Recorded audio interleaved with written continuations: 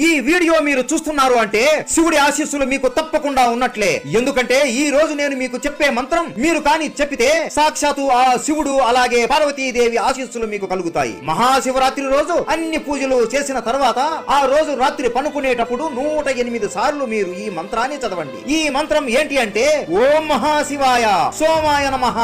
ఈ మంత్రం చదివేటప్పుడు మీరు ఏది ఆలోచించకుండా దృష్టి మొత్తం ఈ మంత్రం మీదనే ఉండాలి. ఈ మంత్రం చదివేటప్పుడు మీ శరీరం చుట్టూ ఒక శక్తి ఉన్నట్లుగా ఉంటుంది. శివుడే మీ ముందు ఉన్నట్లు ఒక శక్తి మీతో ఉంటుంది. అలా 108 సార్లు మంత్రం చదివిన తరువాత మీకు ఏ కోరిక కావాలో మనస్ఫూర్తిగా ఆ కోరిక సాక్షాత్తు శివుడికి అడిగినట్లు కోరుకోండి. ఇలా మహాశివరాత్రి రోజు చేస్తే శివుడు మనం ఏ కోరిక కోరినా ఇచ్చేస్తాడు. అందుకే ఆయనను భోలేనాథుడు అని పిలుస్తారు. అదే కాకుండా మహా కుంభమేళ చివరి రోజు కూడా ఈ మహాశివరాత్రి రోజునే వస్తుంది. ఇక అర్థం చేసుకోండి ఈ శివరాత్రి ఎంత మహోన్నతమైన రోజునో. హర హర మహాదేవ అని కామెంట్ చేయండి.